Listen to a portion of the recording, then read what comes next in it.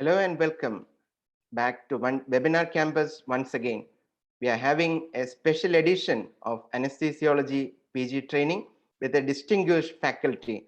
I am very happy to introduce Dr. Gopakumar, Senior Consultant Anesthesiology from Anantapuri Hospital, Trivandrum. Though Dr. Gopakumar is concentrating more on cardiothoracic anesthesia, he is well known as a renowned academician, speaker, and organizer of various academic platforms. Above all, he is a very beloved and respected teacher among his students and colleagues as well. Today's topic is anesthesia breathing circuits. I welcome Dr. Gopakumar once again to this platform from Webinar Campus, Anesthesiology PG training program. It's over to you, sir.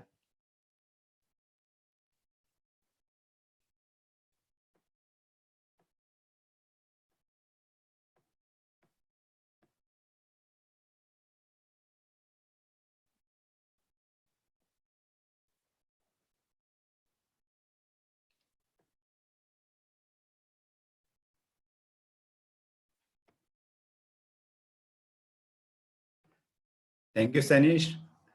Good evening, everybody. Thanks once again, Sanish, for your kind words. Welcome, sir. You're welcome. So today our topic is breathing system. I welcome all to the webinar. I start from the definition. A breathing system, as you know, it is an assembly of components which acts as an interface between anesthesia machine and patient, creating an artificial atmosphere into and from which the patient breathes. That is the definition of the breathing system.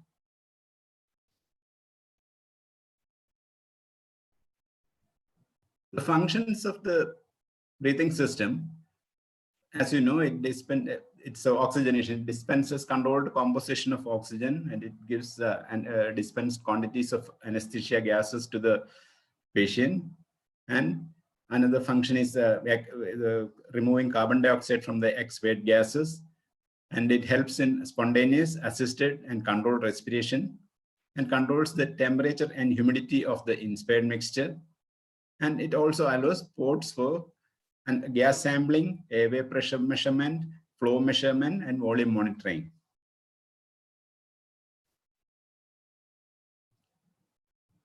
Let us start from the history. Actually, history starts right from the history of anesthesia. That is, the Morton, W.T.G. Morton used his Morton's globe for demonstrating ether anesthesia in 1846. So the history starts from there. And now we are at the present day closed systems.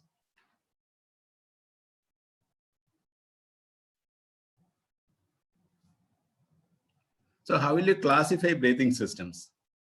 There is a lot of confusion because there are many authors like Drips, Adriani, Collins, Conway, Baraka, classifying it in different ways, and many classifications like open systems, semi-open systems, semi-closed systems, closed systems with no practical meaning. So I think the practical way of classifying a breathing system is classify it into two. That is, breathing systems without carbon dioxide absorption and breathing systems with carbon dioxide absorption. Each can again be classified into those with unidirectional flow and bidirectional flow. Breathing systems without carbon dioxide absorption, you all know those with unidirectional flow are the non-rebreathing systems, which use the non-rebreathing valves like AMBU, Rubin, Fink, Fromin, Lewis, Lee, Sleven, Slater. There are a lot of non-rebreathing valves. So that non-breathing systems use that valves. And when you use circle system without absorbent, it can be taken as a breathing system without carbon dioxide absorption with unidirectional flow. And systems with bidirectional flow are the afferent reservoir systems. That comes the Mapleson A, B, C, and Miller's, and efferent reservoir systems, Mapleson D, E, E, and F, and combined systems like Humphrey, ADE.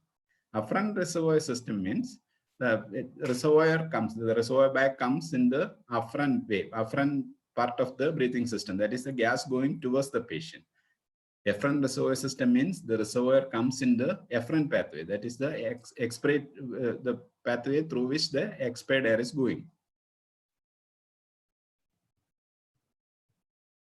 Breathing systems without carbon dioxide absorption. That also we have systems with the unidirectional flow. That is the classic circle system with absorbent we are using daily, and the old one, that is with bidirectional flow, waters to and fro system. Actually, the basics of classifying breathing systems is the technique by which the system eliminates carbon dioxide. So the non-rebreathing systems, they don't allow the non-rebreathing valve doesn't allow expiratory and inspiratory gases to mix up. The inspired air goes directly to the patient, and the expired air through the valve goes to the atmosphere. So there is no mixing of inspired and expired gases, and the total flow required is the minute ventilation. And the problem with such systems are the valve comes at the patient end of the system. So if you are using it in the for giving anesthesia, the problem is the valve can get stuck at any in between, and the expiratory port can get occluded, and there is no way to scavenge. It is not that easy to scavenge at the patient end. So since such disadvantages are there, the systems with the non-rebreathing valves are not that popular, and nowadays we use such systems only for resuscitation. In Mapleson system, the technique of carbon dioxide elimination by adjusting the fresh gas flows. The fresh gas flow diverts the expired gas towards the APL valve, and that way it is getting vented. There is no other valves directing it to the atmosphere. So it is a fresh gas flow which directs the expired gases, it helps in venting out the expired gases. The systems with carbon dioxide absorption utilizes the carbon dioxide absorbent. So these are the basic differences of the breathing systems. That is the basics of classifying breathing systems. So this valve, it is an old valve. It was very popular once upon a time. It's a Reuben valve with a blue inlet, red patient end, and a golden outlet. This is a classic non-rebreathing valve. When the bag is squeezed, the inspiratory gas enters the valve through the blue end and goes to the patient through the red port. And when the patient starts expiring, the expired gas enters the valve through the red port and goes to the atmosphere through the golden outlet. There is no mixing of inspired and expired gases. So that way, it acts as a non-rebreathing valve. So such the other valves, you might have heard the Signa-Ambu valve, Stephen Slater, Louis Lee. There are a lot of non-rebreathing valves. They are used in resuscitation systems. So this is the mechanism of diverting inspired and expired without mixing. So when you squeeze this Ambu valve, when you squeeze the Ambu bag, the gas enters through the inlet and goes to the patient. The expiratory port is closed, and when the patient expires, the inspiratory port is closed and the gas escapes through the expiratory port into the atmosphere. So now we shall see the components of the breathing system. The fresh gas connection, patient connection. There is an adjustable pressure limiting valve, or otherwise we call it spill valve. There are so many names: head brings valve. This is a reservoir bag, the tubing, the corrugated tubings. And in circle system, additionally, we have adsorbent, unidirectional valves, and the YPs. So this is components of the breathing system: the APL valve, bag, fresh gas inlet, corrugated tubings, patient end. So we start from the reservoir bag.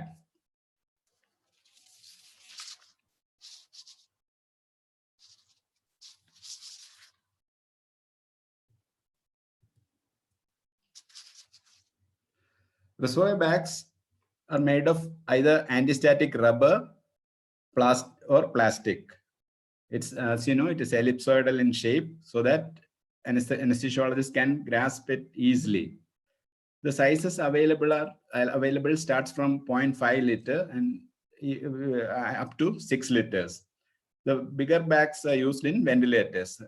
For giving anesthesia in adult patients, we usually use the 2 liter or the 3 liter bag. And for children, we use the 0.5 liter or 1 liter bag.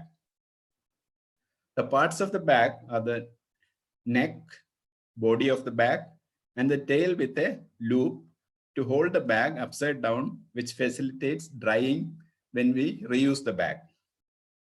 The neck have a 22 millimeter female connection. The functions of the reservoir bag: the main function it acts as a reservoir. What is the function of the reservoir? The expired gases and fresh gases gets collected in the reservoir bag, and it provides peak inspiratory flow rate during inspiration. The peak inspiratory flow rate means if we are breathing at a rate of 20 per minute with an IE ratio of 1:2, so for each inspiration we take 1 second. We inspire a tidal volume of around 500 ml. So that means 500 ml per second we are inspiring in. If you are converting it into a per minute speed, it comes to 30 liters per minute. So if you don't have a reservoir in your anesthesia system, you have to provide that much flow to give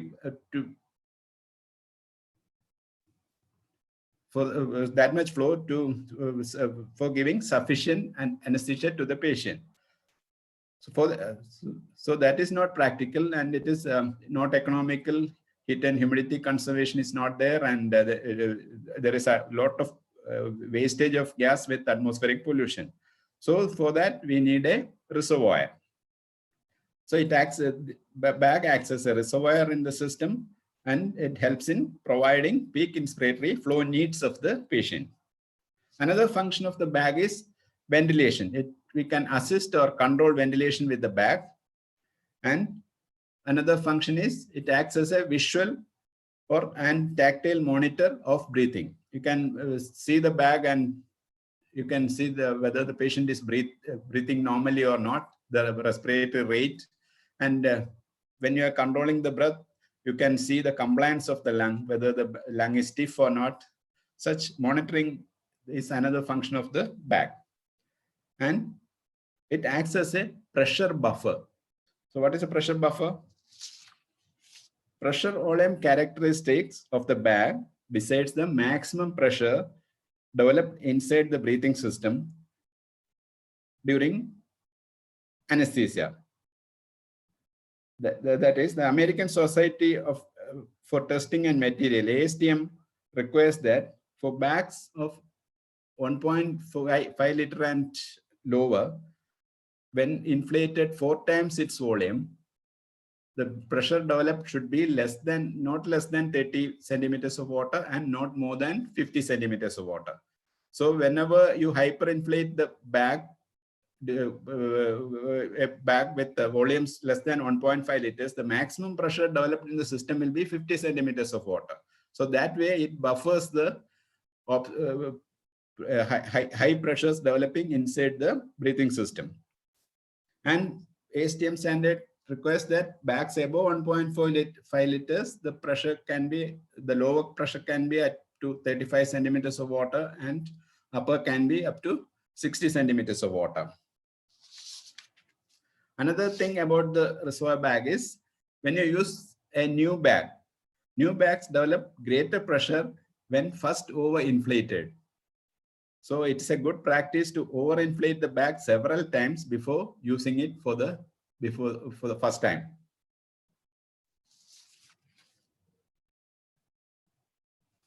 So we move on to the next component, that is breathing tubes.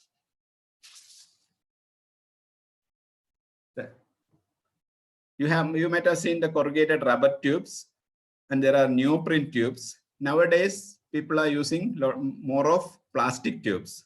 Silicone tubes are also available.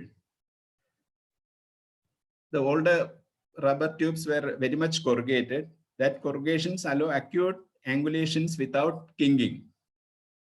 Standard rubber corrugated tube is the original one. It was 42 inches long. Otherwise, it is 110 centimeter long, and it has a volume of around 550 ml. So it also acts as a reservoir, and it helps in connecting different parts of the breathing system.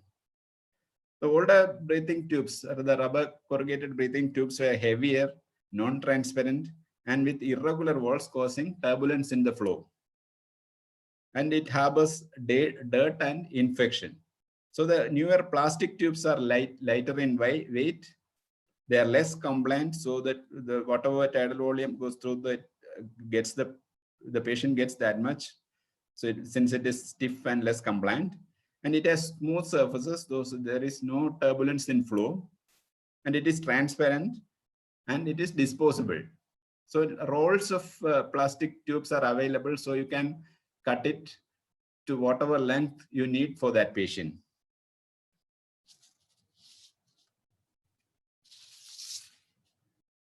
So this is a plastic breathing tube we use for giving anesthesia in the circle with the low flow anesthesia with the circle system. So we move on to the next component, that is the APL valve.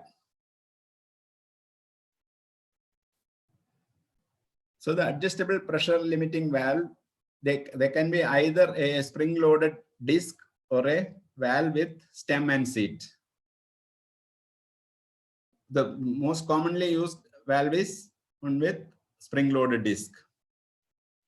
So once you tighten it, it's closed, and there won't be any leak.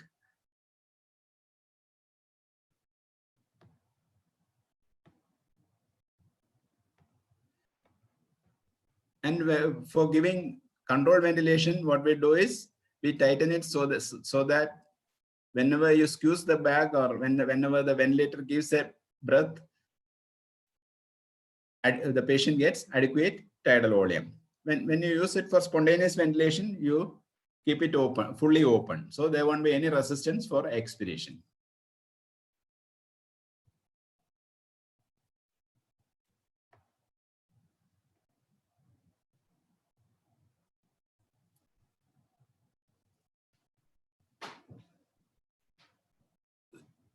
Next is the unidirectional valves. This we use in the circle system.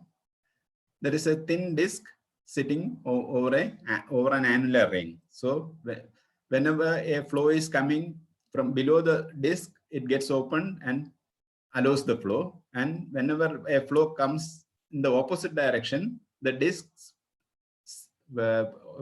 prevents the flow to enter the expirated pore. So it acts as a unidirectional valve.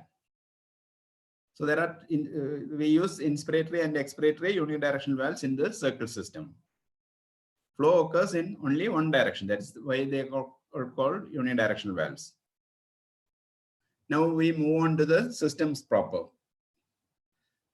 So we start with the Mapleson systems. In 1954, Professor W. Mapleson from University of Wales, Cardiff, described 5 different arrangements of components of breathing system, and he named it with the English alphabets A to E. That is Mapleson A, Mapleson B, like that, up to Mapleson E. Later in 1975, Willis et al. Added Mapleson F, that is otherwise called Jackson-Rees circuit. So this is the Mapleson circuits from A to F. And Mapleson A, the components are same, but the configuration is different. That is the only difference. The fresh gas port, reservoir bag, APL valve, patient end, corrugated tubes, all are same, but the configuration is different. That is, in Mapleson A, the fresh gas enters from the machine end, then comes the bag, and the bag is connected to the APL valve and patient end with the corrugated tube, and the APL valve comes at the patient end. When it is for Mapleson B, the fresh gas comes at the patient end, and the APL valve also is at the patient end. The bag is at the other end, connected with the corrugated tube. In Mapleson C, we don't have that corrugated tube. That is the difference. And in Mapleson D, the fresh gas enters the patient end, bag and APL valve are at the other ends. Mapleson A is the only system where the fresh gas enters from the machine end of the breathing system. And in all other systems, the fresh gas is at the patient end. And from D on, in D, the APL valve is at the other end of the breathing system. And in Mapleson E is the modification of the ISTPs. An expiratory limb is added to the ISTPs. And Mapleson F we usually use as a pediatric breathing circuits. A bag is added to the Mapleson E system, and the bag has an opening at the other end. There is no valve, and you can add a valve, but the original Jackson Tree doesn't have a valve. It's only a hole in the valve, and when you give controlled ventilation, we have to occlude the opening and squeeze the bag. So we start from the Mapleson A. This is the Mapleson A system. Fresh gas enters from the machine end. There's a breathing bag. It is connected to the APL valve and the patient end with the corrugated tube. So this is a diagram of the Mapleson A system. Fresh gas flow, bag, corrugated tube, APL valve, and the patient end. This is a modification of the Mapleson A system, that is called LAC modification. It can be either parallel tube or coaxial configuration. So the modification is the APL valve is at the machine end. So the expiration, when the patient expires, the gas flows through the inner tube to the APL valve and vents out to the atmosphere. So the APL valve is at the machine end. So it has the advantage of having the APL valve at the machine end, so that in head and neck surgeries and all, you can adjust the APL valve without any difficulty. And whenever you want to scavenge, that also you can attach to the valve. It's a lax modification of Mapleson A. Functionally, it is same as Mapleson A or Megel's circuit.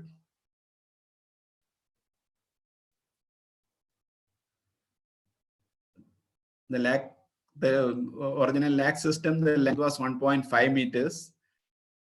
And the fresh gas flows through the outer tube. That it has a diameter of 30 millimeters. And exhale gases, as I have shown, it goes through the inner tube to the APL valve. Inner tube width is 14 millimeters. And the reserve bag is at the machine end, like the Magel circuit. APL valve at the machine end, better for spontaneous ventilation. This is a Mapleson D system. The fresh gas is at the patient end, bag at the other end with the APL valve, bag and the patient end connected with the corrugated tube. And the lower diagram is the Bain circuit, modified by Bain and Sporrel in 1972. The fresh gas enters from the machine end and it travels through the corrugated tube up to the patient end. So functionally, it is same, but it has it is very convenient configuration because it's a coaxial system and only one tube goes from the towards the patient. So not like the Mapleson D, where the fresh gas enters the patient end through another tube. And it has another advantage that since the fresh gas tube is inside the expiratory limb, the expired gases transfers heat, gives heat to the inner tube and warms up the fresh gas. So it improves the heat and humidity of the inspired mixture. This is the Bain circuit picture of the main circuit.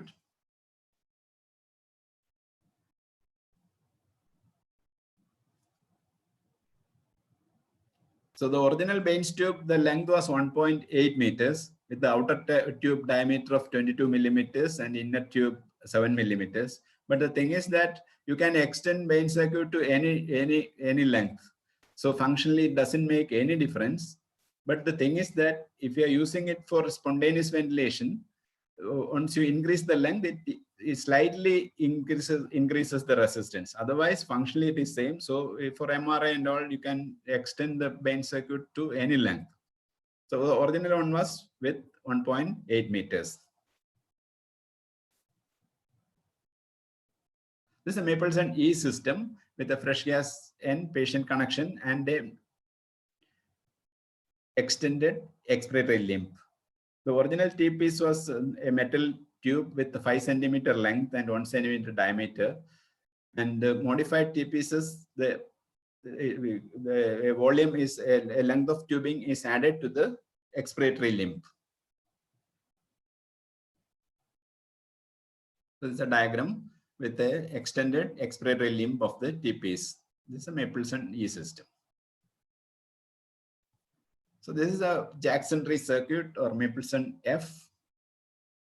It's similar to Baines circuit, but it doesn't have an APL valve, but the bag has a hole at the other end, at the tail end. It's a rat tail like tail.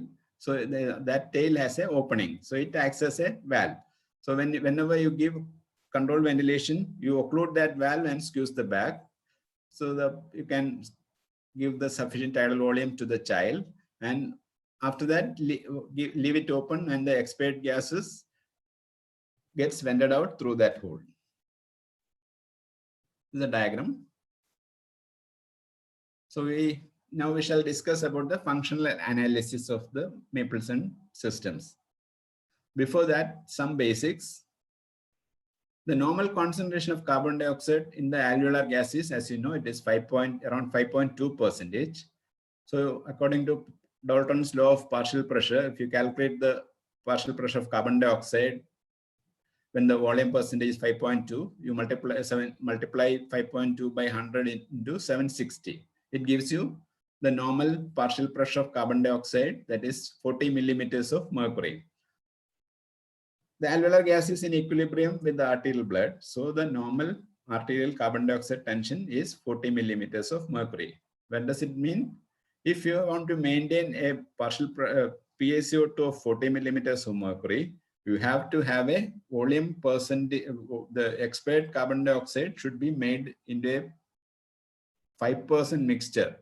That is, the alveolar gas, the carbon dioxide concentration should be 5%. That 5.2 I have rounded up to 5 for simplicity of calculation.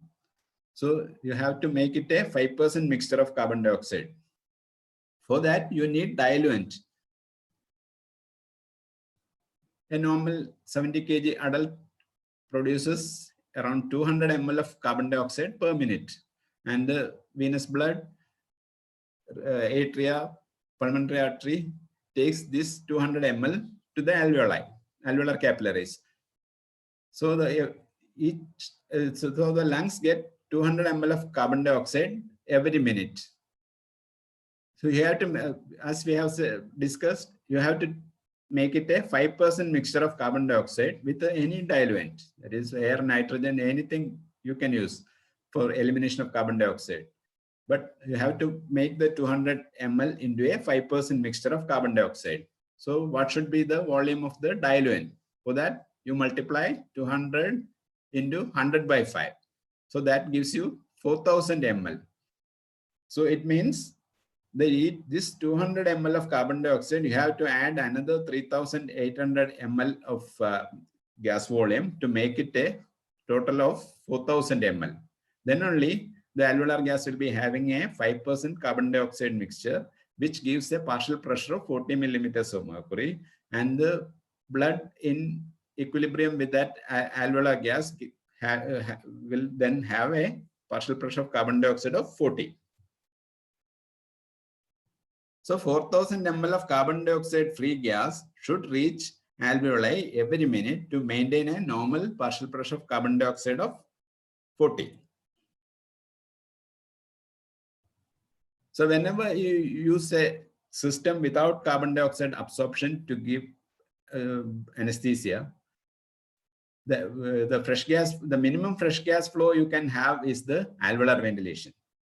So alveolar ventilation is the minimum fresh gas flow requirement for any breathing system without carbon dioxide absorption for effective elimination of carbon dioxide. So an ideal circuit without carbon dioxide absorption should have an alveolar gas near the APL valve when it opens, so that the alveolar gas is selectively vented out. Our idea is whenever a system without carbon dioxide absorption is used as a breathing system, the alveolar gas should be selectively vented out using the fresh gas flows. So the alveolar gas should be near the APL valve at that part of the respiration when the valve is getting open. APL valve opens during the latter part of expiration during spontaneous ventilation and at peak inspiration during controlled ventilation.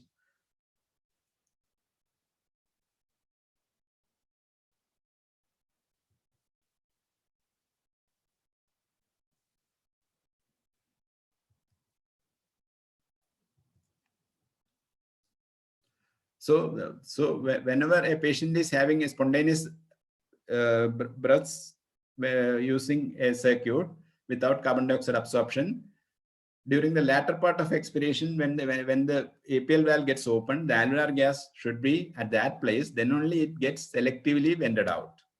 In Mapleson A system, we have the APL valve near the patient. So when the patient starts expiring, and when the gas goes into the system and flows towards the back, and during the latter part of expiration, when the APL valve gets opened, the alveolar gas is near the patient and at the level of the APL valve. So it gets selectively vented out. So that's why the Mapleson A system becomes the ideal circuit during spontaneous ventilation. That we shall discuss again when we discuss the functional analysis. So we shall discuss the functional analysis of the Mapleson systems. Whenever you start discussing functional analysis of Mapleson systems, you start from the beginning of expiration and you define the end expiratory configuration inside the circuit. That is the relative positions of fresh gas, dead space gas, and alveolar gas at the end of expiration. Because at the following inspiration, the patient will be getting the same configuration of gas. So you don't have to describe about the inspiration. You start from the beginning of expiration and define the end expiratory configuration inside the breathing system. So during the next inspiration, that configuration goes to the patient.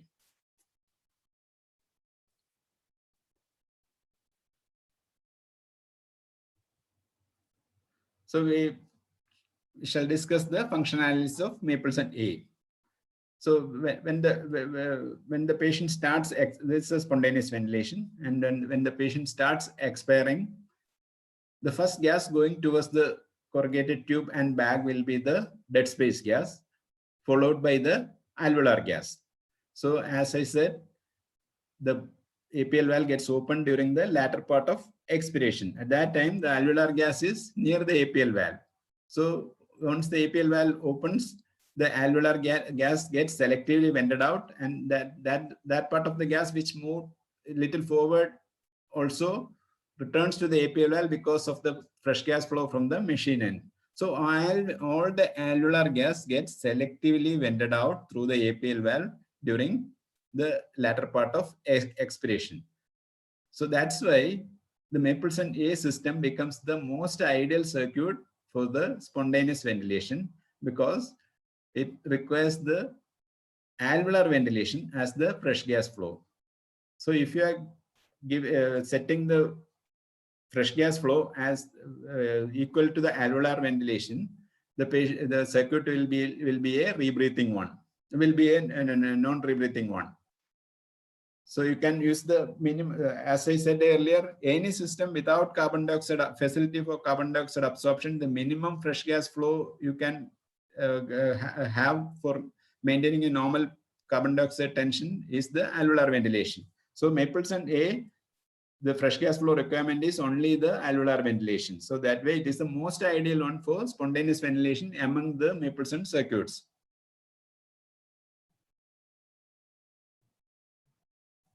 So this is the least possible fresh gas flow requirement for any breathing system without carbon dioxide absorption. So most ideal for spontaneous ventilation. So what happens to this ideal circuit during controlled ventilation? So when we analyze when we have the functional analysis during controlled ventilation, the first gas going to the corrugated tube and back will be the dead space gas, as we were discussing before, then followed by the alveolar gas. But here what happens during controlled ventilation, the APL valve doesn't open during the latter part of expiration. It opens only when we squeeze the bag. So before at the end of expiration, that if you are defining the end expiratory configuration inside the Mapleson circuit during controlled ventilation, the gas near the patient will be the alveolar gas, and gas at the machine end will be the fresh gas mixed with the dead space and the alveolar gas. So whenever we start using the bag, the first gas going to the patient will be the alveolar gas. And once the pressure inside the circuit reaches the peak, the APL valve opens, and by that time most of the alveolar gas has entered the patient, and the gas getting leaked through the APL valve will be the fresh gas. So there is danger, there is rebreathing of alveolar gas and fresh gas leak through the APL valve. So it is not at all an ideal, not at all a good circuit for controlled ventilation. The most ideal circuit during spontaneous ventilation behaves very bad during the controlled ventilation. So not at all ideal for controlled ventilation. It requires 3 to 5 times the minute ventilation of fresh gas flow to prevent rebreathing during controlled ventilation. For spontaneous ventilation, it requires only the alveolar ventilation. The functional analysis of Mapleson D, E, and F systems are the same. They behave the same functionally. Even though the configuration is different for D and E and F, functionally they are same. So when we analyze the circuits during spontaneous ventilation, as I said, you begin with the beginning of expiration and define the end expiratory configuration inside the circuit. So once the patient starts expiring, the first gas going towards the corrugated tube and towards the bag will be the dead space gas, followed by the alveolar gas. The dead space gas and the alveolar gas gets mixed up with the fresh gas flow because the fresh gas flow enters at the patient end. So first the dead space gas goes towards the corrugated tube mixed up with the fresh gas flow, followed by the alveolar gas mixed up with the fresh gas flow. So if the fresh gas flow is adequate at the end of expiration, most of the alveolar gas have vented out through the APL valve at the latter part of expiration when the APL valve opens. If the fresh gas flow is not sufficient, part of the alveolar gas remains inside the circuit at the end of expiration. And if the fresh gas flow is more than adequate, most of the dead space gas and all the alveolar gas and most of the dead space gas has vented out through the APL valve, and only the fresh gas remains inside the circuit. So to maintain pneumocapnia during spontaneous ventilation, when you use D, E, and F circuits, the fresh gas flow requirement is 1.5 to 3 times the minute ventilation. For a fresh gas flow requirement during spontaneous ventilation for pneumocapnia in Mapleson A or Megel circuit was alveolar ventilation, but for Mapleson D, E, and F, the requirement is 1.5 to 3 times the minute ventilation.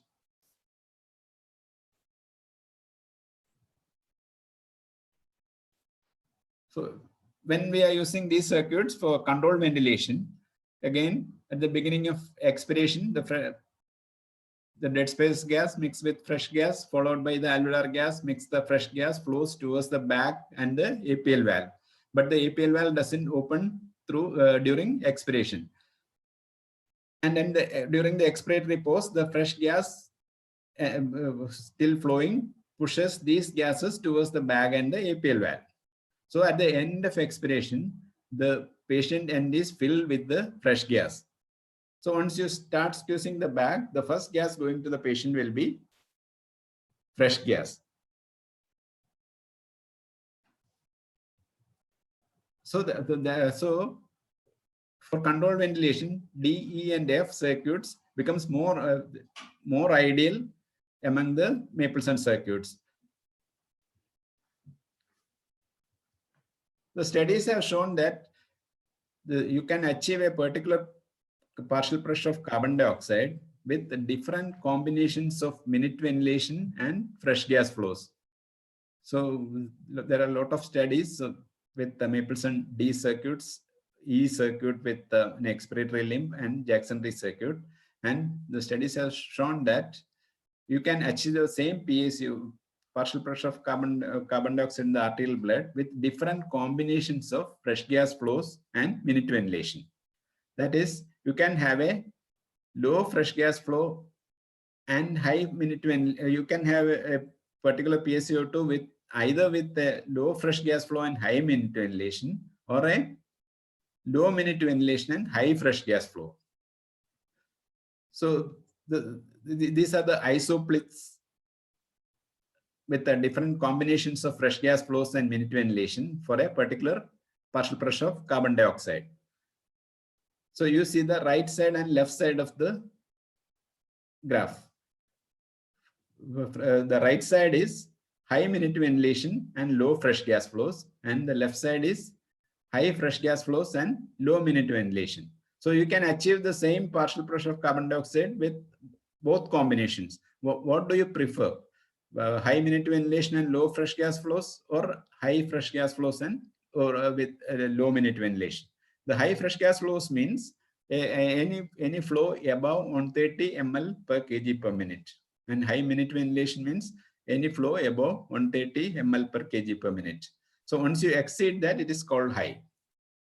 So you have two choices: either high fresh gas flows and low minute ventilation, or high minute ventilation with low fresh gas flows.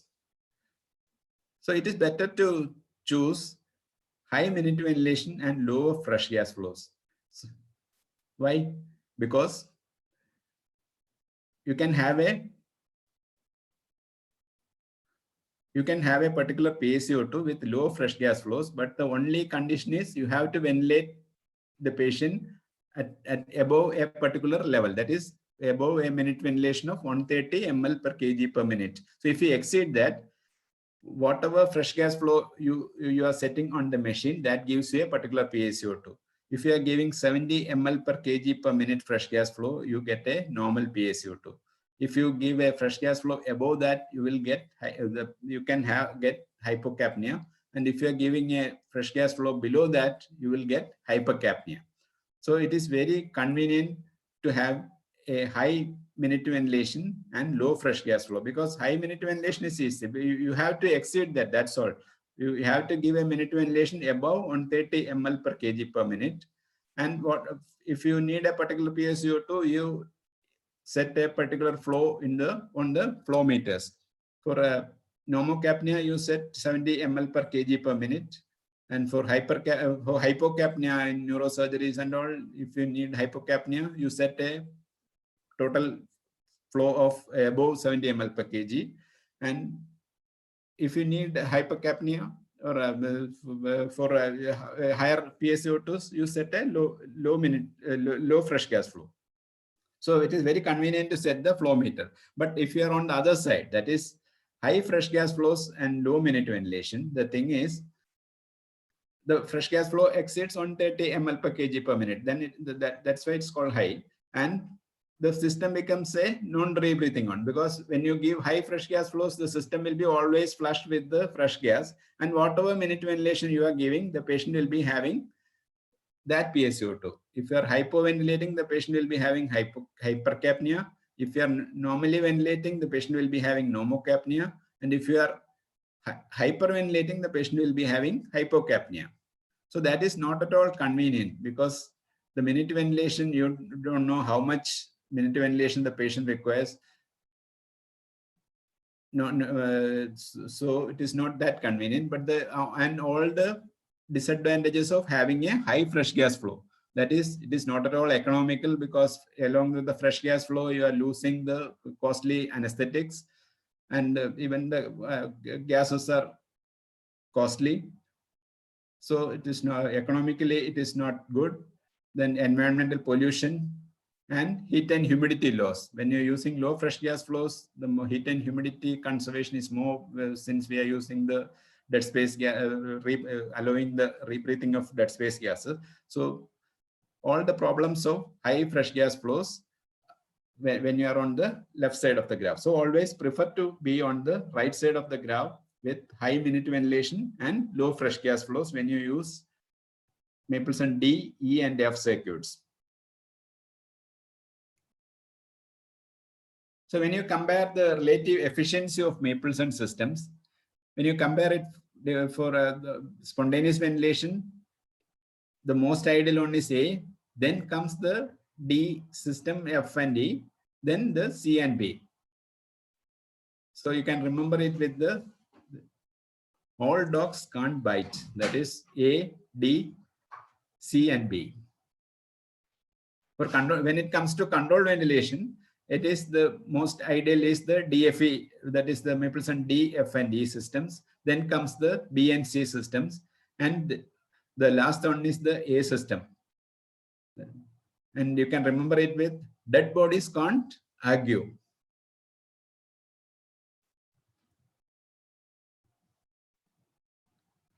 So these are the advantages of Mapleson systems. They are very simple, inexpensive, no moving parts except the APL valve, very easy to disassemble and sterilize. It is lightweight, low resistant, and ideal for anesthesia at remote locations.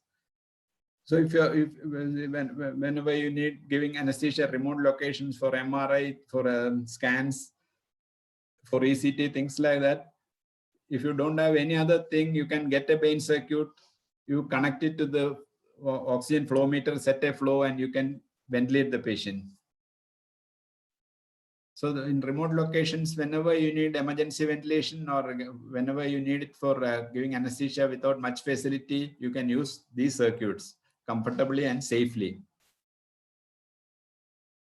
These are the disadvantages of Mapleson system.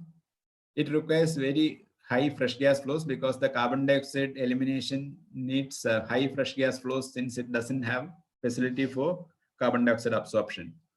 So it's not economical. All the problems of the high fresh gas flows, not economical, increase the atmospheric pollution, and no heat and humidity conservation. In Mapleson A, the APL value is near the patient, so it is very difficult to adjust it during head and neck surgeries. And when the drapes come over that, you will find it difficult to access. And Mapleson E and F systems, it is very difficult to scavenge. Now we move on to the circle system.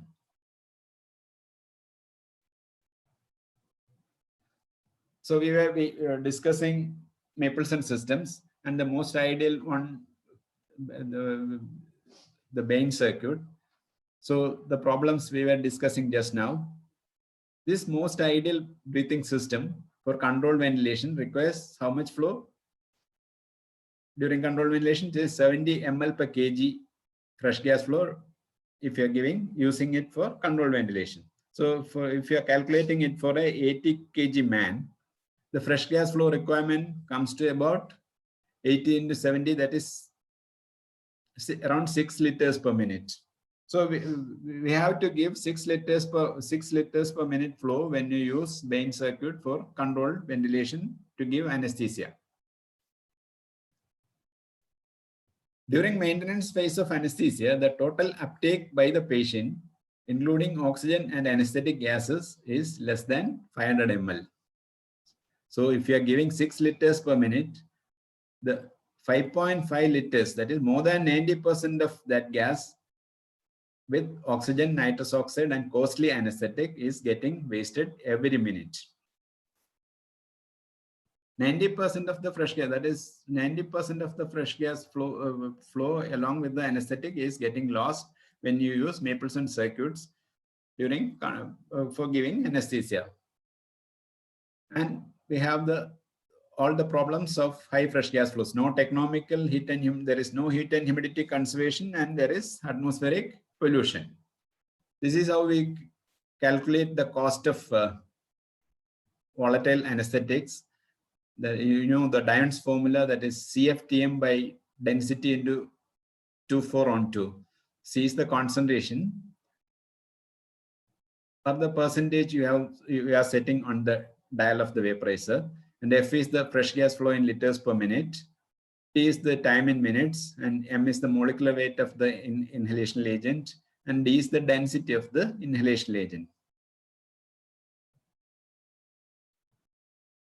So this F comes, that is the flow comes on the numerator. That means if you are giving 1 liter flow in a circle system and you're comparing with the 6 liters flow for a Bain system, the cost is 6 times. So if you're using a circle system with the 1 liter flow and comparing it with the Bain circuit anesthesia with the 6 liters flow, it is 6 times the cost of 1 liter flow. So cost, for whenever you reduce the flow, it reduces the cost. So how we will reduce the flow? The only waste product in the expired gas is the carbon dioxide. So if you have some facility to absorb the carbon dioxide, we can reuse the other gases inside the anesthesia gas mixture. After absorbing carbon dioxide, the expired air can be reused. Then the fresh gas flow requirement will be equal to the oxygen and the anesthetics consumed by the patient.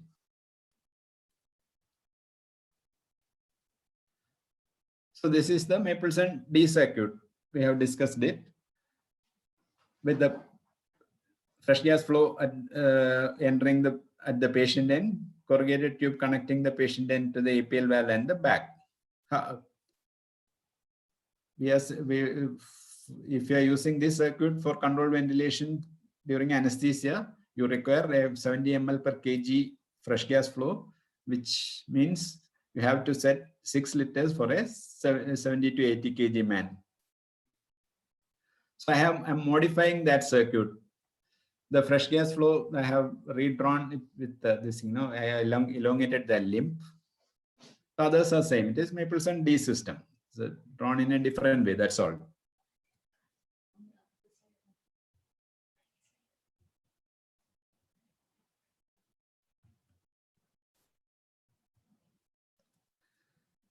So I have this of the fresh gas flow limb. I have again modified with corrugations, and I have elongated it a bit more. Now I have added an absorber. So out of the 6 liters we are using in the Mapleson D, only 0.5 is getting used. So only the waste product in the remaining gas is the carbon dioxide. So we are allowing that part of the gas to travel through the absorbent.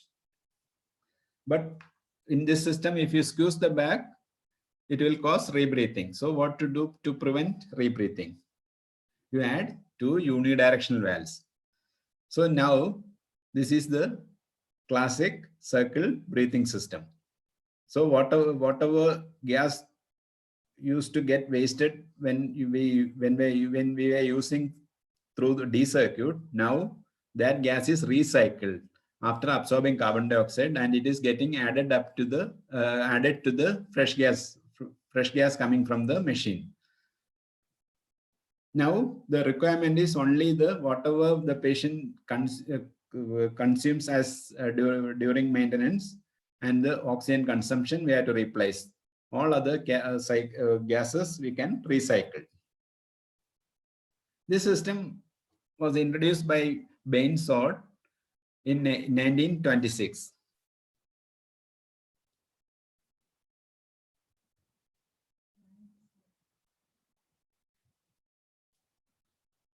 This is called circle system because it's all the components are arranged in a circular manner.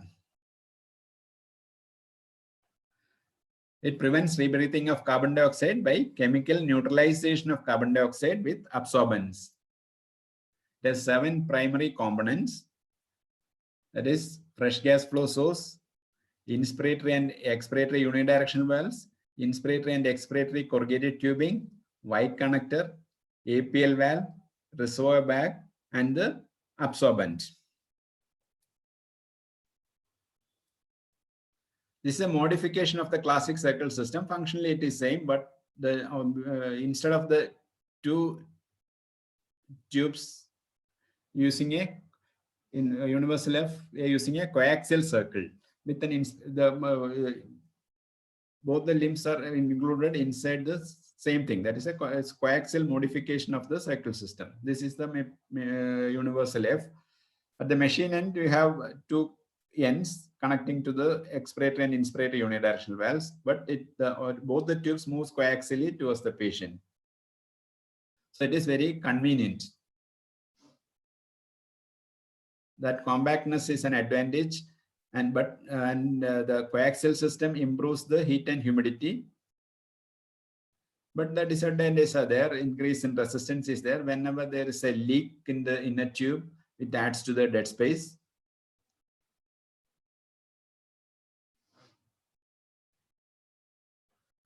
We start from the absorbents.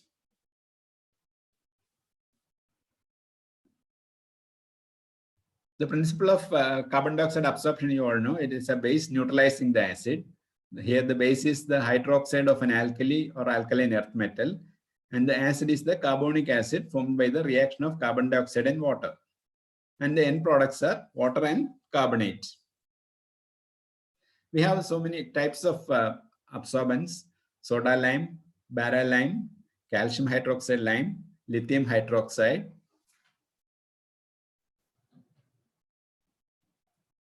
The most commonly used absorbent is the soda lime. The composition, you know, the calcium hydroxide 80%, sodium hydroxide 4%, potassium hydroxide 1%, and water 15%, making it 100. And small amounts of silica and kieselguhr gives hardness. If it is not added, the problem is dust formation is there, and dust will be blown to the system and the unidirectional valves and the patient. So to give hardness, we add silica and a little bit of silica and kieselguhr. And indicators are there to see the exhaustion of the absorbent. This is a composition of calcium hydroxide lime. That is calcium hydroxide 80%, water 13 to 18%. The remaining balance is filled with calcium chloride. And here calcium sulfate and polyvinyl pyrrolidone is added for hardness instead of silica and kieselguhr. So what is the advantage of calcium hydroxide lime? Because it doesn't have sodium hydroxide and potassium hydroxide.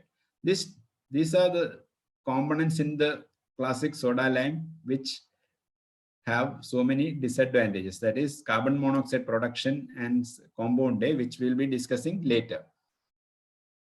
So now we are discussing the different absorbents. That is soda lime we have discussed. This is the calcium hydroxide lime. And I have said the lack of strong bases eliminates the undesirable production of carbon monoxide and compound A. And when you compare the absorptive capacity, the maximum amount of carbon dioxide that can be absorbed by soda lime is 26 liters per 100 gram of absorbent. When it comes to calcium hydroxide lime, it is only 10.2 liters per 100 gram. Even though its capacity is 26 liters, practically it is substantially decreased by channeling. So if you in studies, it shows that it's only 10 to 20 liters per 100 gram of soda lime.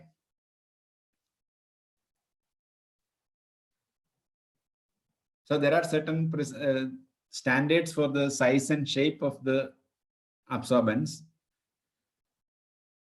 The irregular surface provides maximum area of absorption. A small granule provides greater surface area and decreases channeling, but the disadvantage is it causes more resistance and caking. So the standard we have fixed is the absorbent granules used for anesthesia, the size should be between 4 and 8 mesh size. So 4 mesh size means it's a standard sieve with 4 small squares per square inch. And 8 mesh size means 8 squares per linear inch. So it's 8 mesh is a smaller size and 4 mesh is bigger size. So the granule should be between 4 and 8 mesh size. That is a standard. And another standard is for hardness. Granules fragment easily, producing dust, as I said, which produces channeling, caking, and increased resistance. And dust may be blown through the system to the patient or may cause component malfunction, especially the unidirectional valves. And in the classic soda lime, we add silica to increase the hardness, but silica tends to clog the pores of the soda lime and reduces its efficiency. And that is overcome by addition of e-silger. This is another standard, how to fill the canister with soda lime. And the weight of soda lime in a given volume of the absorber unit should be, when it is properly packed, it should be around 9 gram per cc. That is a standard prescribed for filling the canister with absorbent.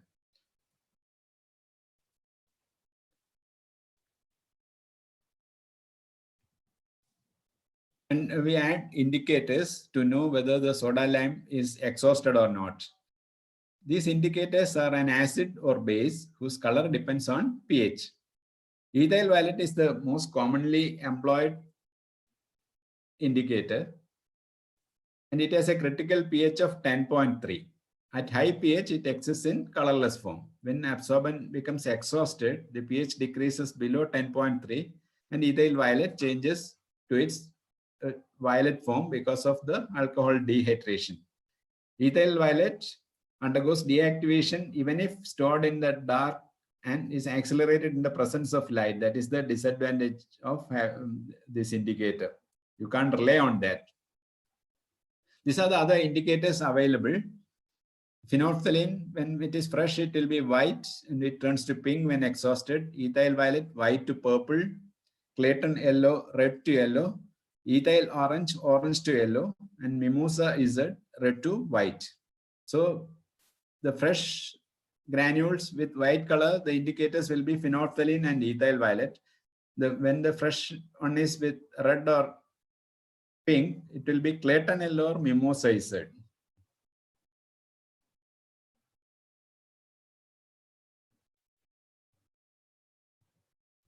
How does the inhaled anesthetics reacts with these absorbents? When you use sevoflurane for anesthesia, some studies have shown that it produces fluoromethyl 2,2-difluoro-1-trifluoromethyl vinyl ether or compound A.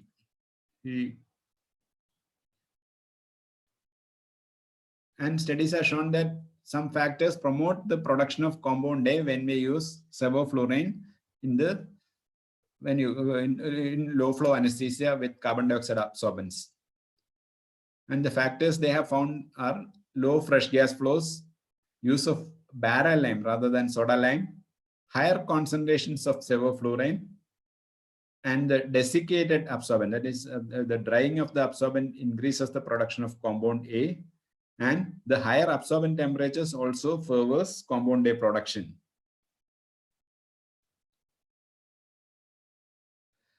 The compound A causes kidney injury.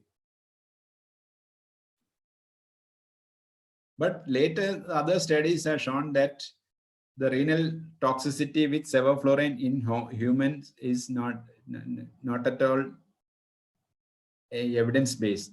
There are no such cases reported. So it is only a storm in a teacup. It's not at all clinically significant. And now the flow restriction with sevoflurane, that is, you should not use flows less than 2 liters in some countries, that is in Australia and Canada, when you use sevoflurane along with soda lime. Next interaction of inhaled anesthetic and absorbent as the carbon monoxide formation.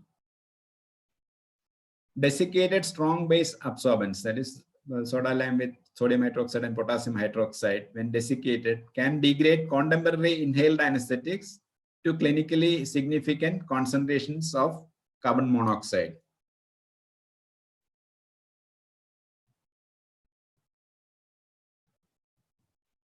These are the factors promoting carbon monoxide production. When you use barrel lime rather than soda lime, barrel lime increases the chances of carbon monoxide production.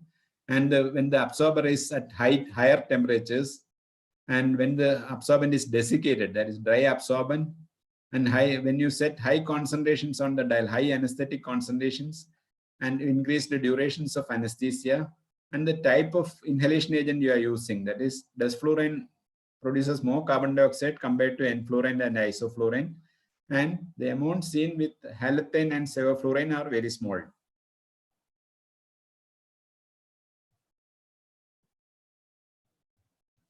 Case reports describing carbon monoxide poisoning is more common in patients anesthetized on Monday mornings because continuous flow from anesthesia machine dehydrated the absorbent over the weekends. So you have to be careful when giving anesthesia on Monday mornings after a weekend vacation, and you have to see whether the fresh gas flows were unknowingly flowing through the absorbents, drying it, desiccating it. So then there is no more chance of carbon monoxide poisoning. Whenever in doubt, change the absorbent. So when to change the absorbent? The most reliable method of detecting absorbent exhaustion is the inspired carbon dioxide concentration.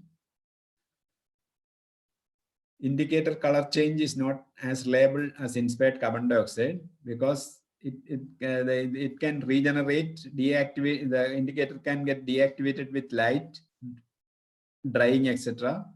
So it is not that reliable compared to the inspired carbon dioxide concentration. And another one is heat in the canister. The reaction of carbon dioxide with absorbent produces heat.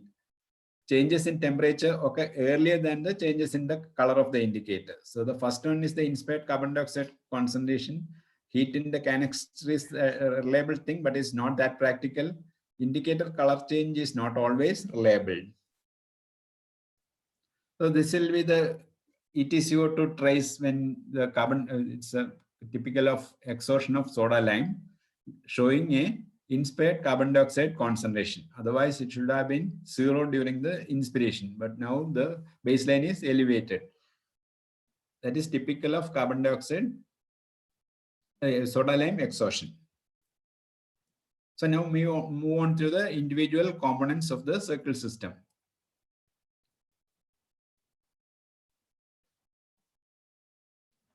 To prevent rebreathing of carbon dioxide in a traditional circle system, we have to follow basic 3 rules.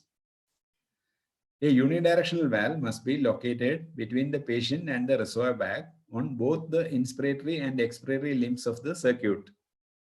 That is the first rule. Then the fresh gas inflow cannot enter the circuit between the expiratory valve and the patient. The fresh gas flow cannot enter the circuit between the expiratory unidirectional valve and the patient.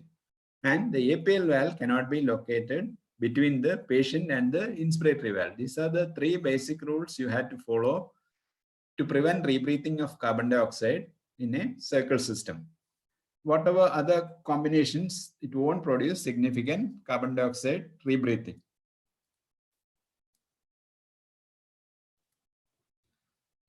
So now we shall see the ideal positionings of the different components of the circle system.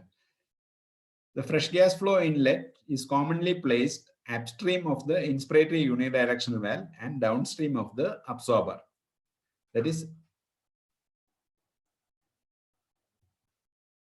upstream of the inspiratory unidirectional valve and the downstream of the absorber. The red ring you can see, that is upstream of the inspiratory unidirectional valve and downstream of the absorber. This is the ideal position of the fresh gas flows.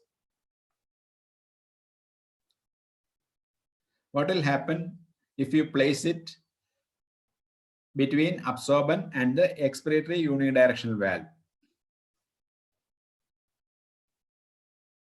It causes less inclusion of fresh gas flow in the inspired mixture, and the proximity of the APL valve results in fresh gas venting. It also causes, since it is proximal to the absorbent, the fresh gas flow is always flowing through the absorbent, causing desiccation. So and another disadvantage is once you activate the oxygen flush, the fresh gas can blow absorbent dust into the inspiratory limb, causing damage to the unidirectional valve, and it can even blow into the respiratory tract of the patient. So what is the harm in having the fresh gas flow between the patient and the expiratory unidirectional valve? That is upstream of the expiratory unidirectional valve. If you are placing fresh gas flow at this point, there's chance of fresh gas forcing exhale gases back towards the patient during inspiration, causing rebreathing. So that is one of the three rules, that fresh gas flow should not come between the patient and the expiratory unidirectional valve.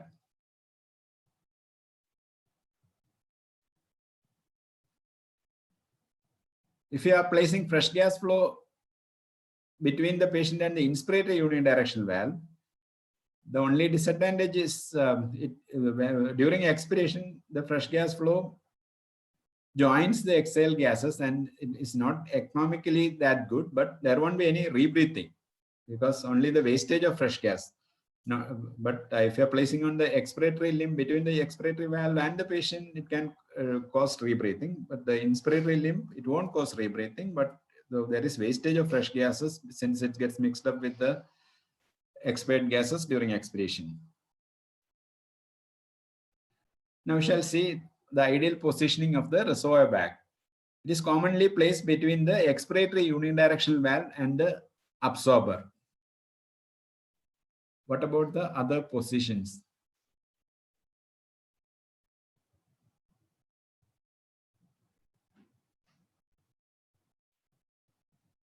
So if you are placing bag between the absorbent and the inspiratory unidirectional valve, what will happen? Once you squeeze the bag, all the gases that have already passed the absorber has to return back to through the absorber again to the APL valve to get vented. So that there is more chances of the absorbent getting desiccated. The gases that have already crossed the fresh gas, the absorbent is returning back again through the absorbent. So it is not that efficient and causes desiccation. And one of the rule is the bag. There should be one unidirectional valve on either side of the bag. And if you are placing the bag between the patient and the unidirectional valve, it causes dangerous rebreathing. So they never place the bag between the patient and any of the unidirectional valves. There should be inspiratory and expiratory unidirectional valves on either side of the bag. It should not be between patient and the valve. This is the ideal position of the APL valve between the expiratory unidirectional valve and the absorbent.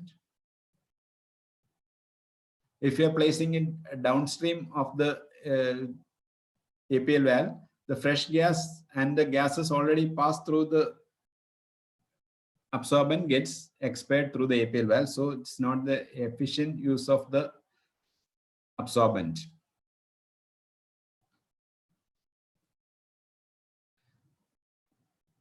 When you use circle system for spontaneous ventilation, the most efficient use of the absorbent will occur if you are placing the APL valve on the Y piece.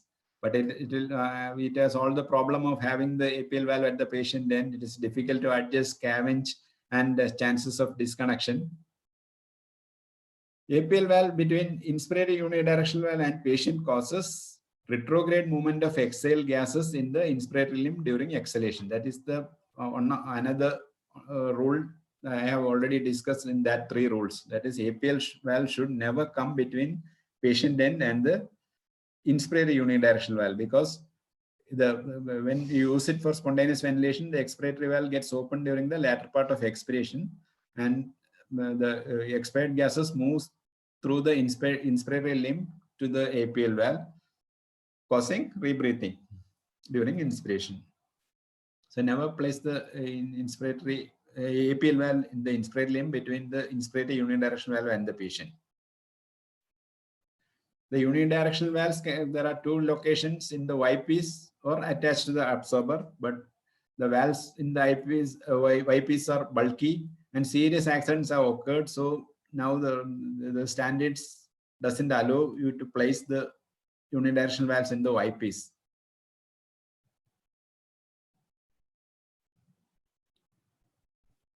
When you see the resistance and work of breathing when you use circle system for anesthesia, it is not significantly greater than with other breathing systems, and some studies have shown that it is less than the other systems. And use of coaxial tubings like universal F increases resistance.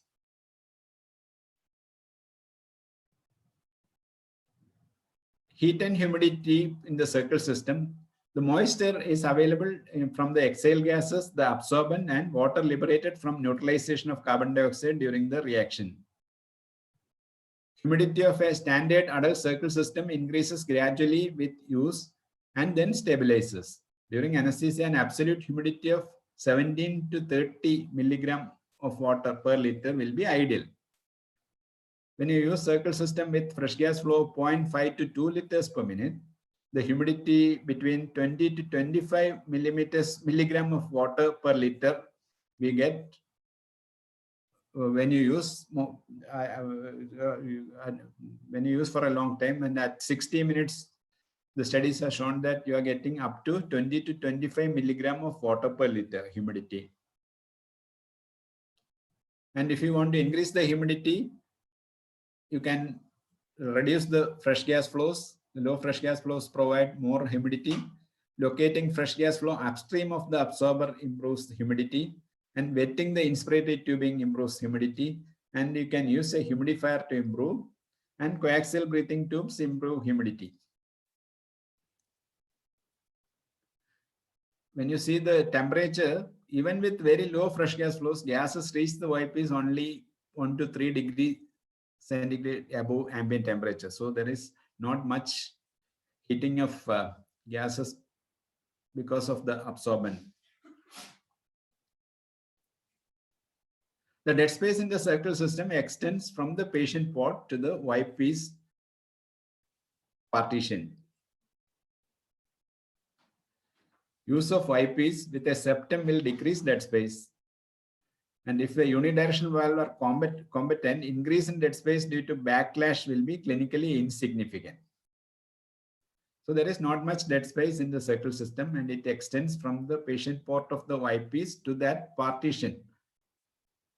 So that is a very little compared to other systems.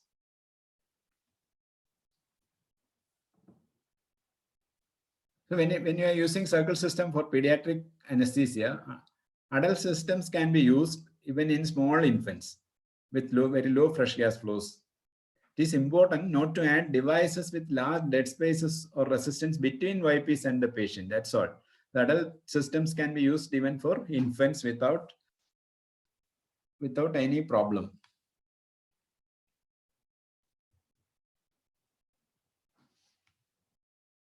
What are the advantages of circle system? All the advantages of low fresh gas flow, that is physiological advantage, heat and humidity conservation. It is very economical, and environmental advantages are it reduces the atmospheric pollution, and nomocapnia can be achieved when conditions like malignant hypothermia, where we can't have the nomocapnia with Mapleson circuits. Even with very low fresh gas flows, that is metabolic flows, 250 ml of oxygen per minute, fresh gas flows per minute. PaCO2 depends only on ventilation, not on fresh gas flows. The disadvantages of the circle system: it is a complex design composed of many parts that can arranged incorrectly or may malfunction, and a large the connections that can become misconnected, disconnected, and even obstructions and leak can occur. Some components are difficult to clean. It is very bulky compared to the, if you are comparing it with the Mapleson systems, it is bulky.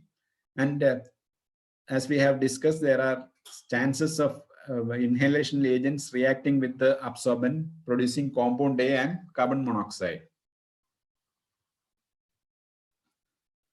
I think better to stop here because it's already long time, and I don't know whether I have discussed all the aspects. Sanish. Yeah, that was a nice description and overall review of all the breathing systems and its function analysis. I think there was only a few requests for a repeat of the function analysis of the veins. Okay. So we'll do one thing. I'll do a rapid quiz showing the equipment so that they can identify the breathing circuit parts. Okay. Okay. Along with that, doubts we can clarify also. Okay. So, Okay. yeah, you can put in your inputs along with that. Can you stop sharing, sir? I'll share the slides of equipment. Okay.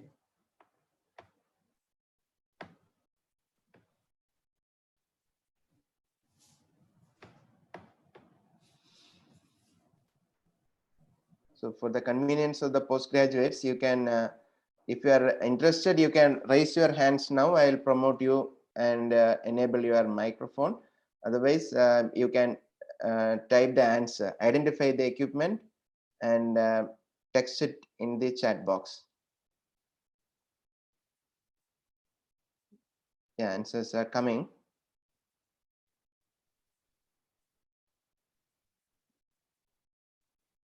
Yes. So yeah, you can see the response, sir, in the chat box. Yes, yes. Yeah. Okay. I think rather than with the mic, people are faster typing.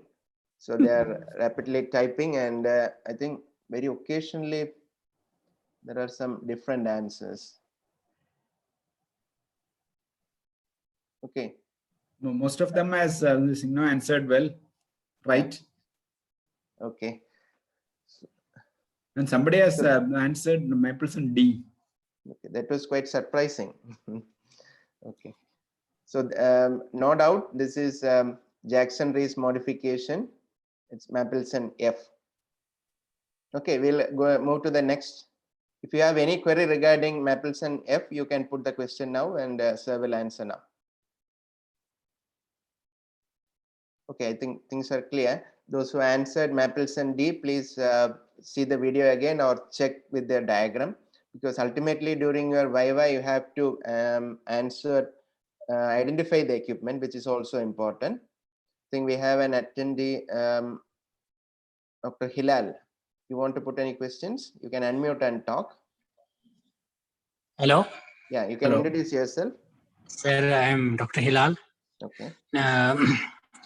About to go to exams on Set 21st. Okay, fine. All the best. Sir, this is Mapleson F, Jackson-Rees modification. Sir, if there is no value, will it function like same or with value? We have to, if there is no value, we have to occlude it. What valve we are speaking about? Are you speaking about the bleed valve? Yes, sir. This valve, which is attached in the. Okay, actually that is not part of the classical description of the circuit. So you want to clarify? Yes, sir. For convenience, I can add a valve, but this, it should be open during expiration. Otherwise, the pressure will build up inside the circuit. The advantage of having only the hole is pressure never builds up in the circuit. It's a very advantage when you use it for small children. But once you use the valve, you have to be careful that when during the expiratory phase, it should be open. Then only the expired gases will be getting vented out. Otherwise, gas will accumulate inside the circuit and pressure will build up. Yeah, the risk is even if that it gets kinked at the site of the valve, then that part gets completely occluded. So that we have to keep in mind. Yes. Okay, so we'll go to the next equipment. Dr. Hilal, you can identify this. Hello, sir. Yeah, you can identify this equipment Sir, on your screen. Yes, sir. Yeah.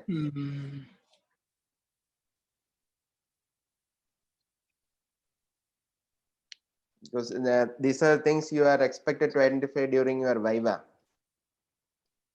Sir, this is Mapleson D. So others can also put their questions, answers on the chat box. Mapleson D or any modification to that answer? Baines. Okay. So Baines modification of Mapleson D. So Yes, you want sir. to add something? Gopakumar, sir? This is the thing now that the classic Baines circuit, the fresh gas, there is a green fresh gas long tube, no, you have seen. Here the advantage is the fresh gas flow directly goes to the fresh gas port of the machine. So the bag comes near the machine. So it's very convenient. Otherwise, the fresh gas flow hangs from the machine to the circuit. So here the bag will be always at the fresh gas outlet of the machine. So it's better accessible, and this is a coaxial modification. Yes, Coaxial. In the surgical modification, they have made this circuit. Okay. So just identifying it as a Mapleson D won't suffice, because examiners will expect this modification part also. Okay. Yes. Yeah. Anybody else would like to add something, or you want to contribute, or any doubts? Okay, so this is the circuit best suited for control ventilation. Sir has already mentioned the mnemonics. All dogs can't bargain and dead bodies can argue. All dogs can't bite. Bite. Okay. All dogs can. Spontaneous and dead bodies can't argue. That is a controlled ventilation. Okay. Fine. See, what about this one? You can put in the chat box. All the PG's residents, you can start typing your answers. And if you want to come over for interaction, you are welcome. Okay, go ahead. I know there are many more postgraduates in the audience. Yes. Yeah, I think, sir, we can move ahead because everything looks clear for them. So even if this particular component is shown, you should be able to identify that it's part of the McGill system. Okay, so this metallic part, this one with APL valve with the patient end. APL valve coming at the patient end, yeah, and the fresh gas at the other end. And here actually there is a lever also, right now? That you can bypass the bag. Okay, so you have to be careful. You have to be familiar with the equipment. Then only you can identify the circuit confidently. Next one, we'll start checking the chat box now.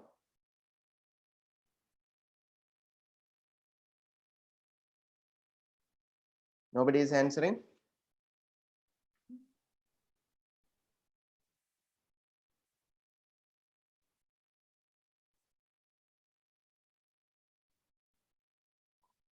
Yeah, actually there is a clue that diagram is also there rather than the external appearance. See the diagram below. Yeah. Okay, I think majority of our friends are getting it right. Yes. don't take it as a Magil circuit.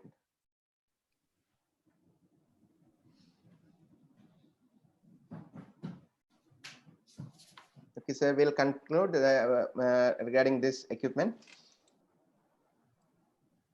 Sir, Hello? we'll give the answer. We'll give the answer. That's a lag system. We have this thing now. It's a modification of the Magil system. And we have taken the APL valve from the patient end to the machine end. And the expiratory limb is the inner tube is the expiratory limb.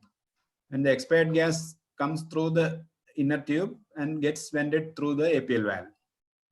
The So fresh this will gas become enters the more machine end. That convenient. is More convenient, and the it's a patient very end becomes less bulky. The disadvantage of classic Mapleson A is having the APL valve at the patient end, because very difficult to access during surgery, especially head and neck surgery, and difficult to scavenge. And drapes can obstruct the APL valve. So the lag system with the APL valve near the machine end have all the advantages of having it accessibility and scavenging. Okay, fine. So the next one, I think somebody wrongly mentioned this name for the previous circuit. So I think most of the residents will have to have a closer look to identify this. Yes, go ahead. Many people are answering. We'll give some more time for you to think. And I'll describe this equipment. If you can look closely, there is a coaxial arrangement. If you look closely, there is a septa dividing this into two different compartments. And one compartment comes out through this limb. The other compartment goes to this limb. Okay, sir, we'll conclude the answer. It's a universal F system. I have shown the picture during my discussion. Okay.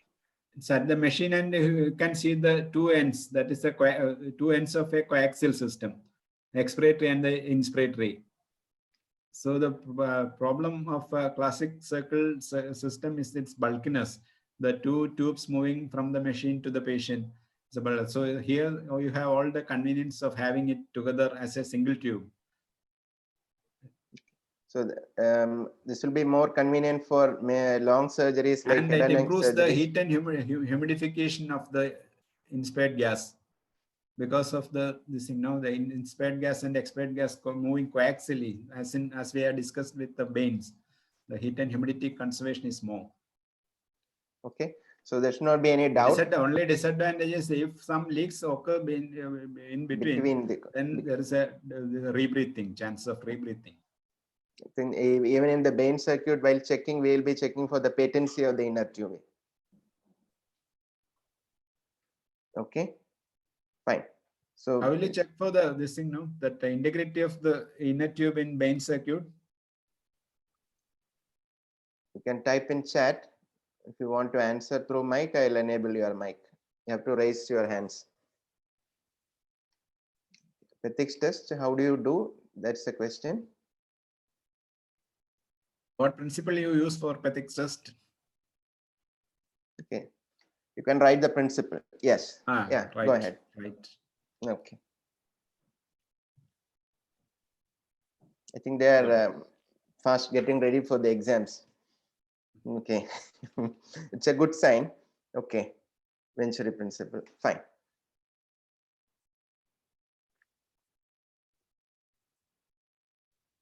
Okay, so exams, you may be asked to demonstrate the ethics test.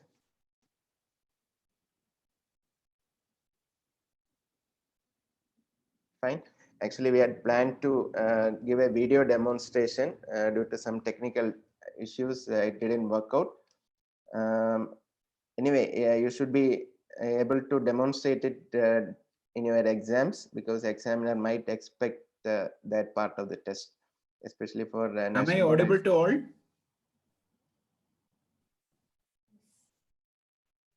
Hello. Yeah, audible, sir. Ethics test. You connect the vein circuit to the anesthesia machine. Hello. Yeah, go ahead, sir. Yeah, audible. Then audible. you keep the bag partially filled with a flow.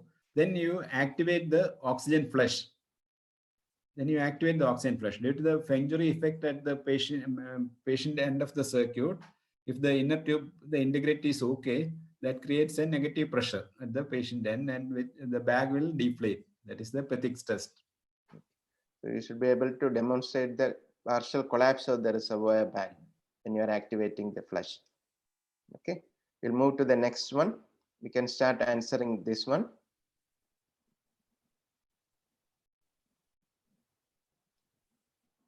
You can start putting the answer. Type in the answers. Is it so difficult?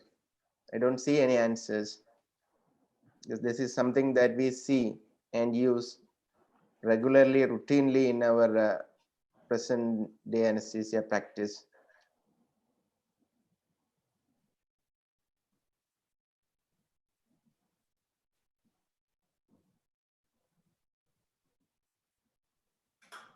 I don't know who wrote that why. Okay, because there is a reservoir bag, two limbs are there, patient end is there. Yeah, circle system. We move ahead to the next ones. You want to put any points, add any points? It's the signal breathing tubes of the circle system, because we don't, the bag is there, but the signal absorbent unidirectional valves are lacking. Okay. So what is this? It's an easy question. I think those who are joining anesthesia should be able to identify in the first month of training itself. APL valve. Okay, fine. We'll move to the next one. This is usually appearing in the quizzes.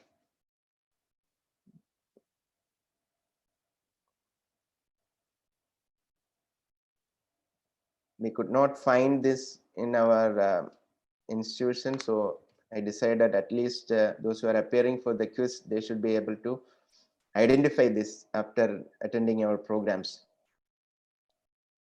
Examiner's favorite question.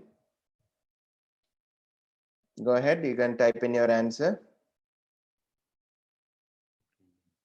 You have to look closely.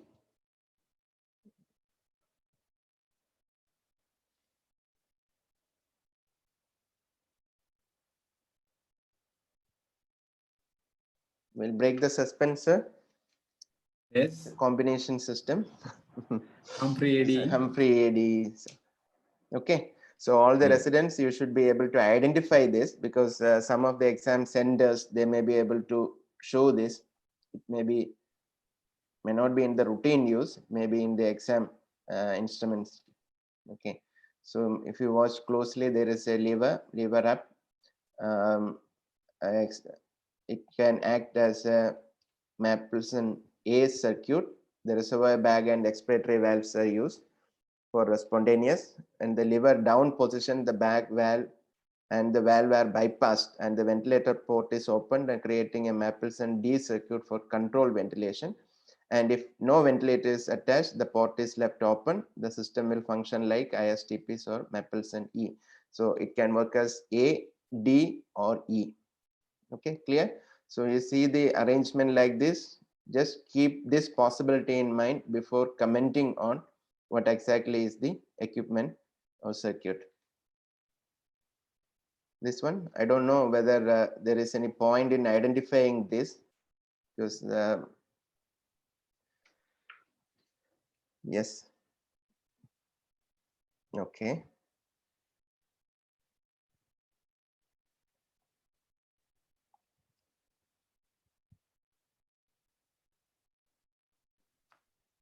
Okay, sir. So this is the one you mentioned during your lecture, no? That's why actually I was checking for the picture of this one. Then I found the other pictures and I thought I'll quickly set up a quiz-like thing. 5 centimeter, this is the original ISTPs with length of 5 centimeter and diameter of 1 centimeter. And you can see this fresh gas patient output and patient connection in the expiratory report makes it a T. Philip Philip Ayer. Okay, and this also might appear in the quizzes. This is the golden ISTP is presented to. And Mapleson E is a modification of this TPs with an expiratory limb. Yeah, so these minute things you have to keep in mind. Okay, so this is the ISTPs. Correct, no, sir? Yeah, correct. Okay, so when there is an additional limb attached, then it becomes Mapleson E. If you add this length of tubing to the expiratory port. Okay. And now we have this, it's plastic, not metal. Yeah, we have become lightweight and fast tracking people, fast in, fast out people. So I think they have interacted reasonably well. So I want to just quickly go through the Bain's function analysis because some people are asking for that. Bain's function analysis, we have to discuss both for spontaneous and controlled.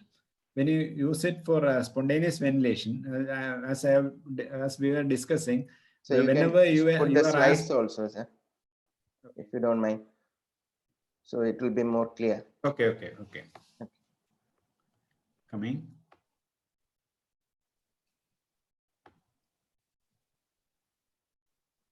Somebody has asked, Pooja Hari has asked to show the first 3 pictures of equipments once more. Don't worry, all these lecture notes, handouts will reach you through our Telegram channel. If you are already part of it, you will receive it. All the equipments, the slides and the quiz questions will reach you. Don't worry. The slide you can see, no? Yes, yeah. Go ahead, sir. So in the coming examination, whenever you are asked to describe the functional analysis of any system, you start from the beginning of expiration. So what you have to try is to define the end expiratory configuration inside the circuit. You never start inspiration because during the coming inspiration, only the end expiratory configuration goes to the patient. So you have to begin with the beginning of expiration to end effect, and define the end expiratory configuration inside the circuit. That configuration will be going to the patient during the next inspiration. So here, if you are asked about how the Mapleson D system behaves during spontaneous ventilation, so you have to start from the beginning of expiration. The first gas coming out of the patient will be the dead space gas moving towards the corrugated tube. But in the Bain circuit, the fresh gas enters at the patient end. So all the gases going to the corrugated tube will be getting mixed up with the fresh gas also. So the dead space gas mixed with the fresh gas moves towards the corrugated tube. Then comes the alveolar gas. It also gets mixed up with the fresh gas and moves towards the corrugated tube. And during spontaneous ventilation, as you know, the APL valve opens during the latter part of expiration. So when the pressure builds up during the latter part of expiration, the APL valve opens, and what gas is getting leaked through that APL valve, it depends on the fresh gas flow. So if the fresh gas flow is adequate, most of the alveolar gas gets vented out through the APL valve. If the fresh gas flow is not adequate, part of the alveolar gas remains inside the circuit. And if the fresh gas flow is more than adequate, some part of the fresh gas also gets vented out. The minimum fresh gas flow requirement to prevent significant rebreathing, recommended fresh gas flow to prevent rebreathing of carbon dioxide during spontaneous ventilation when you use D, E, or F is 1.5 to 3 times the minute ventilation. That is the fresh gas flow requirement to prevent rebreathing. It is not that ideal for spontaneous ventilation when you compare it with the Mapleson A, but it's a universal circuit you can use for both the spontaneous and controlled. I'm not that ideal like Mapleson A. I think the signal spontaneous is okay. Then I shall move on to controlled. Yeah. When you use it for controlled ventilation, again this thing that I have shown the isoplits. You have two options. That is, either you can go with the high fresh gas flows and low minute ventilation. When you use high fresh gas flows, what happens is the system will be getting flushed very well, so that no alveolar gas will remain inside the circuit. So the APL valve will be leaking throughout inspiration and expiration. So the system will be always filled with fresh gas. So whenever you use very high fresh gas flows, the system is a non-rebreathing on, and your PaCO2 depends on your ventilation. So everything depends on your minute ventilation. So, but that is not economical.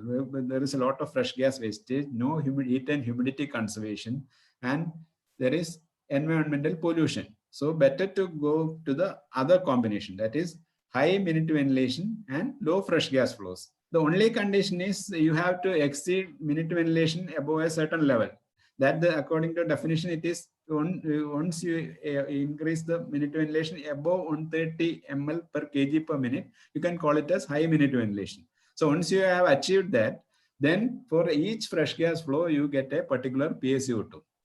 If you are giving a fresh gas flow of 70 kg per minute, 70 ml per minute, 70 ml per kg, then you will get pneumocapnia. When you give a higher flow, that is above 70 ml per kg, you get hypocapnia. And if your flow is less than 70 ml per kg, you will get hypercapnia. So everything depends on your fresh gas flow, and very easy to say. If you want the hypocapnia, you increase the total flow. That is, if you are giving 70 ml per kg, you need hypocapnia during a neurosurgery, you increase it to 100 ml per kg. That total flow you can increase and achieve a particular PaCO2. So very convenient. The only condition required is to have your minute ventilation has to be above 130 ml per kg per minute. This is very convenient. Have all the advantages of low fresh gas flows. That is, it is economical, environmentally more safe, and heat and humidity conservation is more. So that is what I have shown, that in the isoplate, the same PaCO2 can be achieved with different combinations of minute ventilation and fresh gas flows. Whether we have to have high fresh gas flows and low minute ventilation, or high minute ventilation and low fresh gas flow, it is your choice. But if you are seeing the disadvantages of high fresh gas flows, it is better to be on high minute ventilation and low fresh gas flows, which is environmental friendly, economically more feasible, heat and humidity conservation, and very convenient also, because only thing is you have to set the required fresh gas flow. You can set your flow meter and achieve a particular PaCO2. Am I clear?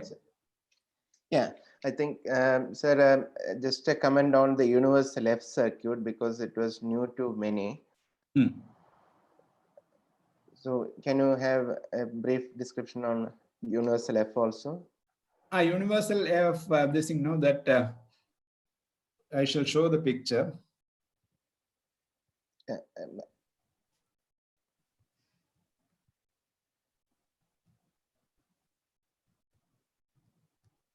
This is a universal F. Yeah. The thing now, it has two versions. Either a tube inside a tube, or a partition between this thing now in the middle, separating it into a. Even though it is parallel, it is same tube, but we have a middle partition, or a tube inside a tube. A tube with partition, any limb can be used as an expiratory limb, but if there is a tube inside, then the expiratory limb better to be on the outer side, because that will heat and humidify the inspiratory limb. So more advantage to have the inspiratory gas more humidified and having a higher temperature. Either it's a septa-like thing dividing the lumen into two, or a tube inside tube configuration. Tube inside tube. Either a partition or a tube inside a tube. Okay. And just like our Y-piece, our dead space starts from the point where the both the inspiratory and expiratory at the patient meet. end, just at that point, the dead space start. Okay, fine.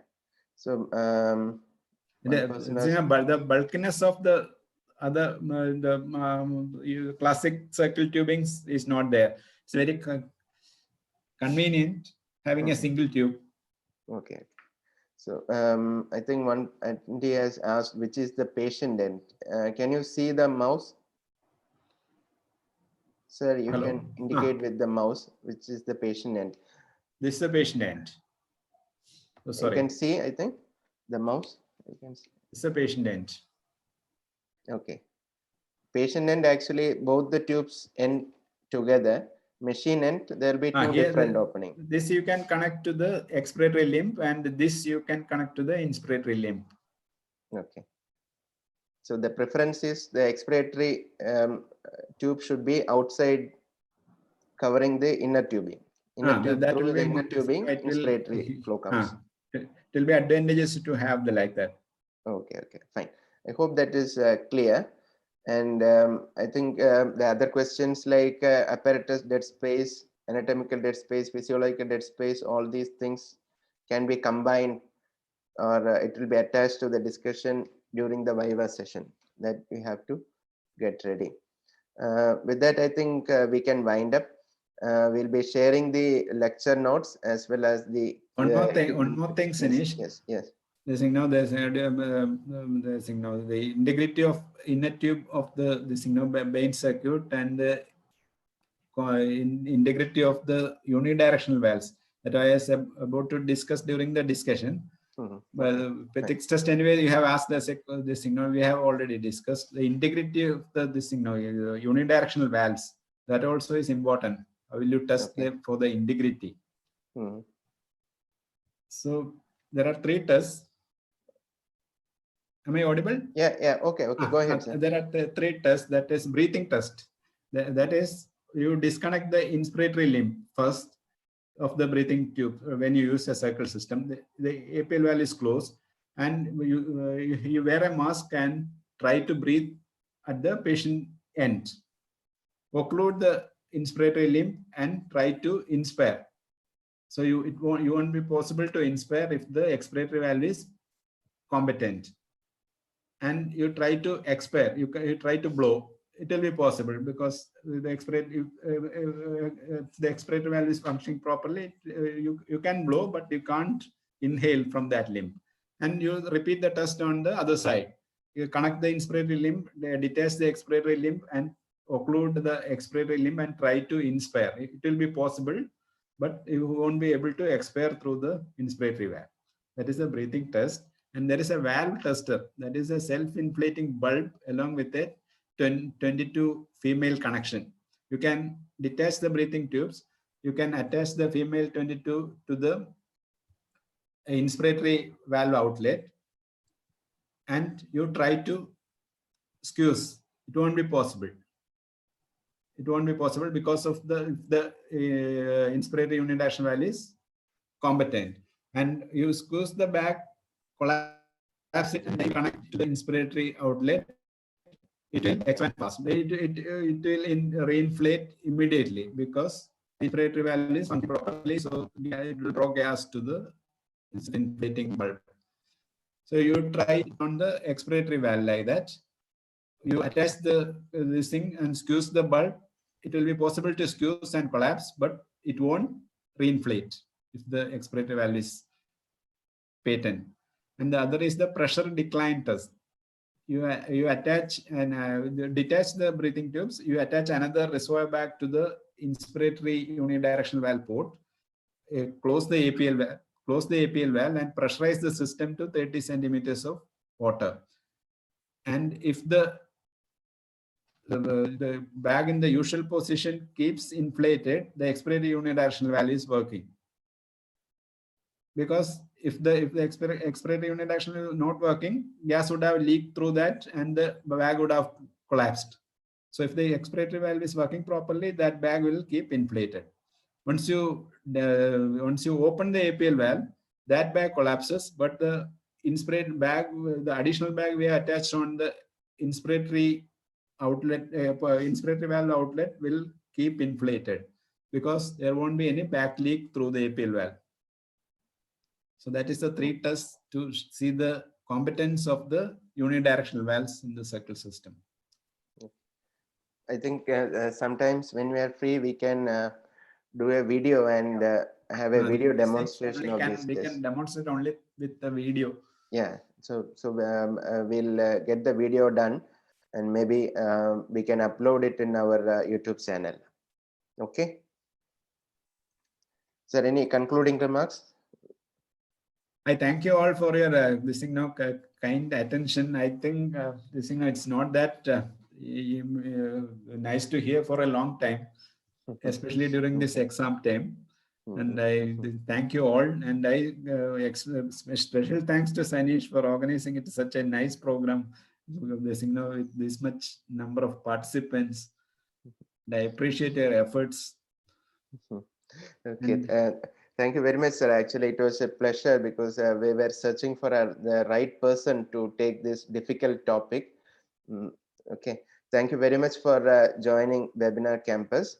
For all the attendees, we'll be sharing the lecture handouts and the quiz questions, including the leak test checking device, and I'll try to get the photograph if possible and include, so that you can easily identify from the instruments tray during your Viva. The moment you identify the equipment, your Viva starts. But if you struggle and waste your time thinking what is what, then you are losing time. So at least you should be able to identify first, then try to get the questions. So thank you very much, Gopan sir, for joining us. And I thank all the participants for your patient listening and for joining us. Those who are taking exams next week and subsequent weeks for your university exams. Wish you all the best once again from Webinar Campus. Thanks again. Good night to all. Goodbye. All the very best by my side, and good night.